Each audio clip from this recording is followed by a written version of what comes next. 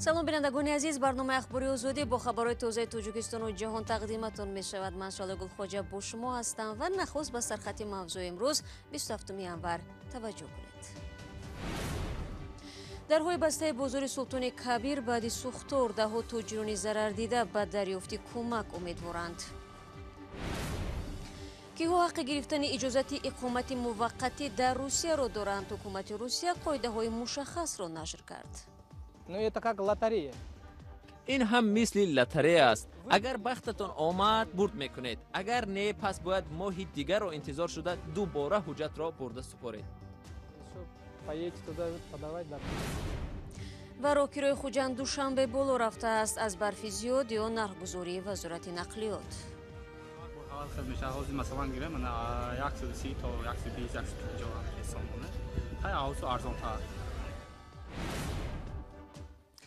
сӯхтори ду рӯзи пеш дар бозори Султони Кабири Душанбе даҳо тоҷири онро муваққатан бекор гузошт. барои барқарор кардани дуконҳои ба коми оташ рафта вақт лозим аст.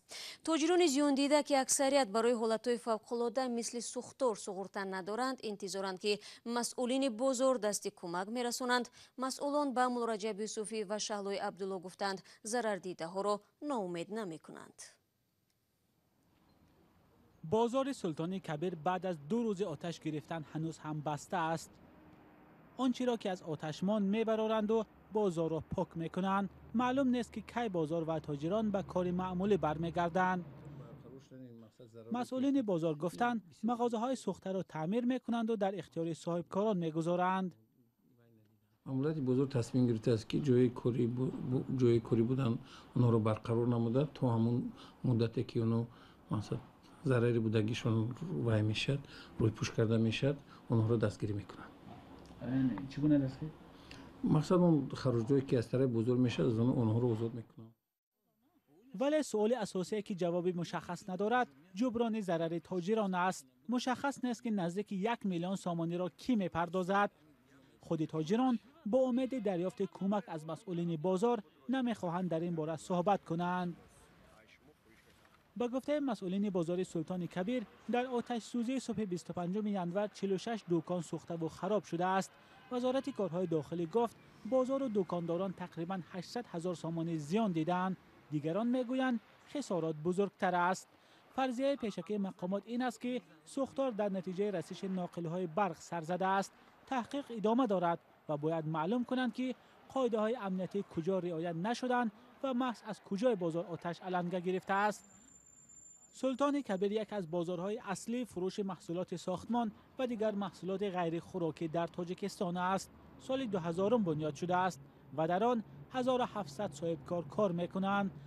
سال 2018 هم آتش گرفت و در نتیجه 21 مغازه و دکان به کام آتش رفت. رو می‌رویم با موضوعهای دیگر. صبح امروز گروهی از مشتریان توجپرومبانک به نزد بانک ملی و سپس به نزد پارلمان تاجیکستان رفته درباره تقدیر امانت‌هایشان توضیح خواستند. مشتریان میگویند ناروشنی در مسئله برگردانیدن مبلغ‌هایشان از این بانک مفلس شده آنها را نگران کرده است. علیشیر ظریفی با این میزاجان صحبت داشت. گروهی از مشتریان توجپرومبانک بعد از آنکه راهبران بانک ملی آنها را قبول نکردند نزد پارلمان جمع آمدند. آنها از مقامات طلب دارند که تقدیر بازگردانی امانت‌هایشان را شرح دهند.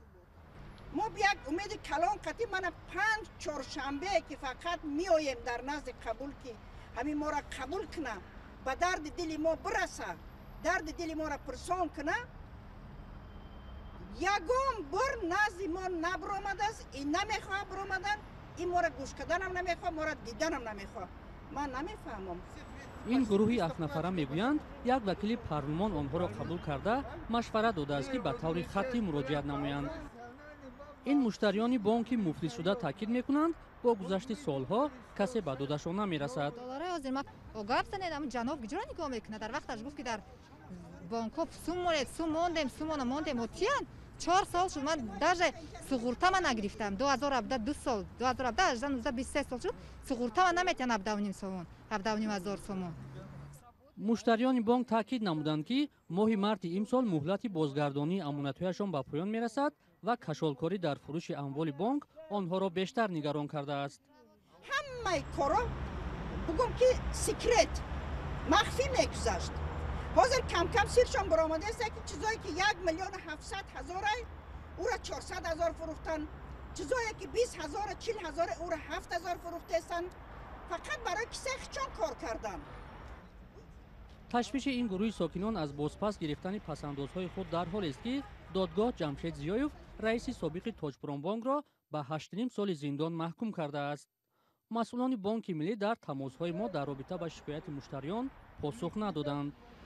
یک ماه پیش فیروز شریپوف مسئول تقسیم اموال و دارایی‌های تاجپوران بانک گفته بود که بیش از 30 میلیون سومانی اموال مردم در بانک مانده است و باید برگردانیده شود.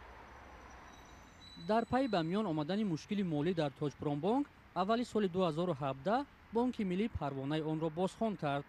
حالا صدها مشتری منتظر بازپس گرفتن پسندازهای خودند.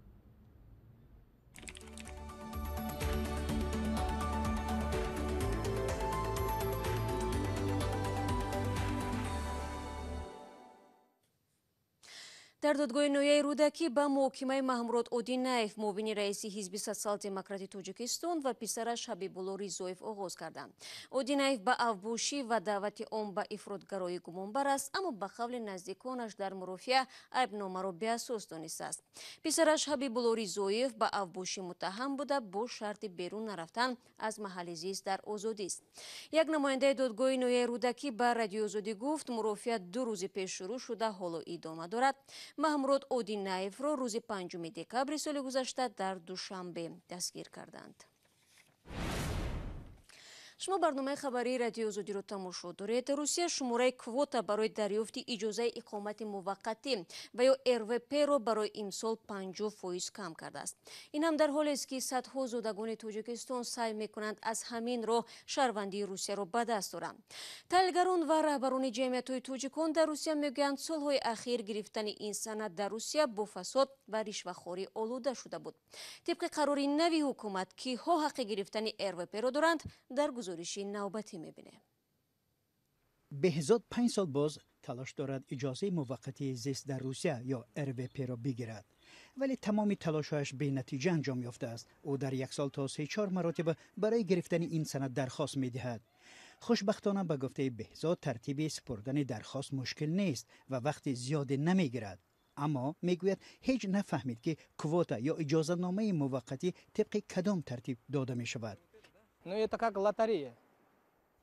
این هم مثل لاتاری است. اگر بختتان آمد برد میکنید، اگر نه پس باید ماهی دیگر را انتظار شده دوباره حجت را برده سپارید.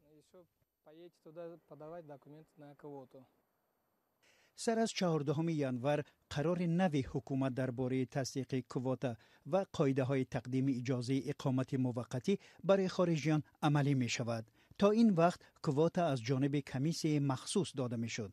حالا برای منصبداران قاعده مشخص معین شد که طبق آن باید به خارجیان اجازه موقتی زیست داده شود. طبق قرار نو کمیسیون باید ضمن پیشنهاد اجازه اقامت چند معیار را به نظر گیرد. آیا او در قلمرو روسیه بیشتر از 3 سال یا نه کمتر از 6 ماه کار کرده است؟ آیا وی در یگان مؤسسه تعلیمی دولتی تحصیلات عالی کسبی روزانه یا غایبانه حداقل 1 سال تحصیل کرده است؟ آیا یگان خویش دارد که شهروندی روسیه را داشته باشد؟ حقوقشناس نسیم عبداللهیف بر این باور است که قرار حکومت میتواند به مهاجران از تاجیکستان و ازبکستان برای گرفتن اجازه اقامت موقتی مساعدت کند.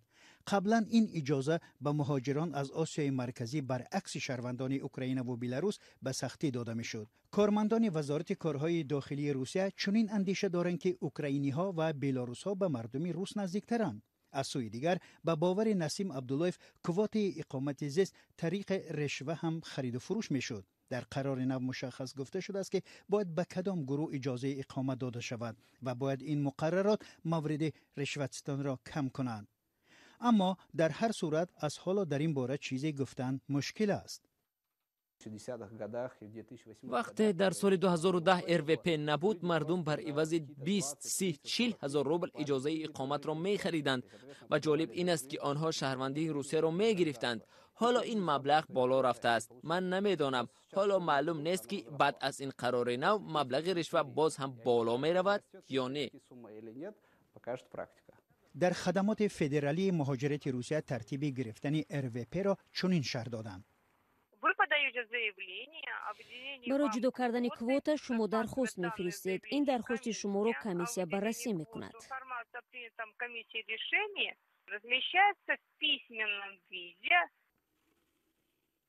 RVP به مهاجران امکان میدهد که برای پتنت پول ندهند. این یکی از سندهای مهمی است برای اقامت مهاجران و بعداً به دست آوردن شهروندی روسیه. تا کجا این قرار نوی حکومت کار و زندگی مهاجران تاجیک را در این کشور آسان میکند هنوز معلوم نیست. چند روز به این طرف قیمت راهگیرا از مرکز ولایت سوغد به پایتخت تاجیکستان تقریباً 1 برابر بالا رفته است. افزایش نرخ شکایت مسافران را به بار آورد. در نوبت خود کراکش‌ها میگویند خراجات آنها نیز بیشتر شده است. شهرهای دوشنبه خوجند از مسیرهای دشوارگذر در فصل زمستان به شمار می رود و بالاروی نرخ راهگیرا نیز در پی بریدن برف زیادی روزهای اخیر به مشاهده می رسد. فرزان محمدی موضوع را ادامه می‌دهد.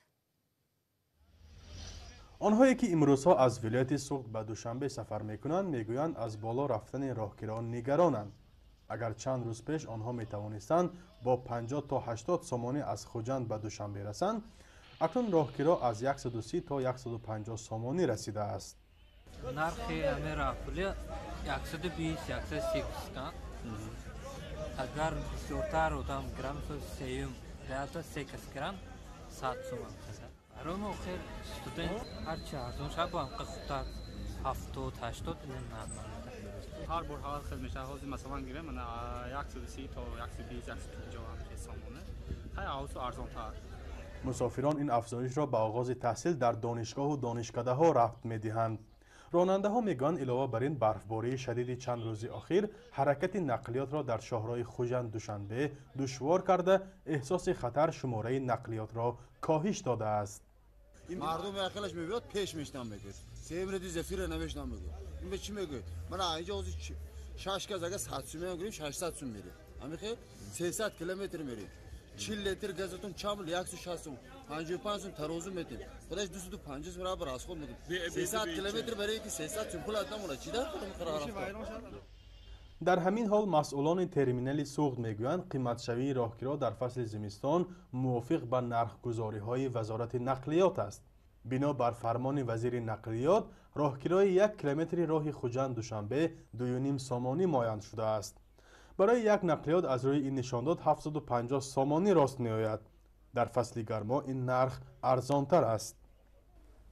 من 4 نفر به تقسیم شود و 187 سامانی میفرواد. برای 6 نفر 125 سامانی میفرواد. ما حسابی میانه که دید ماهای به حالی و از 100 سامان تا 120 سامان معلومات نامه پیشنهاد میکنیم برای راهگیرا یک طرف. برای سوی زمستان تا 150 سامان. ولی مسافران میگویند در بعضی حالات مسافرکشانها از معیار معین کرده وزارت نقلیات نیز زیادتر پول میگیرند. به گفته آنها در همین چند روز اخیر راهگیرا از جانب خوجند تا دوشنبه به مرز 200 سامانی هم رسیده بود. مقصد ماشینایی که 180 و 200 رفتگی خالی هم اومدن. همین حساب همین رسخودی او پره اینجا گرفتن. همین این 200 میشه میشه که یک روز شده که همون روزی که یک روزی که همون روزی برف بارید دو روزی جمعه شنبه راه وازبی بود اصلا اینجا همش بنزین. مسئولان نظارت نرخ در راه‌ها میگویند راهپولی مسافران را راننده‌های بلند می‌کنند که غیر قانونی فعالیت می‌برند و از زیادشوی مسافر استفاده می‌کنند. آنها میگویند نه همه کراکش‌ها حجت لازمه کاری و اندازسپاری را دارند و نظارت پوره آنها غیر امکان است.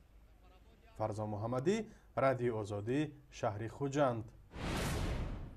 بینندگان عزیز، با همین مطلب میرسیم به پایان برنامه امروز. اخبار از این بیشتر رو در سامانه رادیو آزادی زیر نشانی 3w.azadi.org بخوانید و چون همیشه نوارهای روز رو میتوانید در صفحه ما در آزادی ویدیو در یوتیوب تماشا کنید. از آن فراموش نکنید که فردا باز همه شما رو با خبرهای نو منتظر خواهم بود. خود را احتیاط کنید و خدا نگهداری هر یک شما باشید.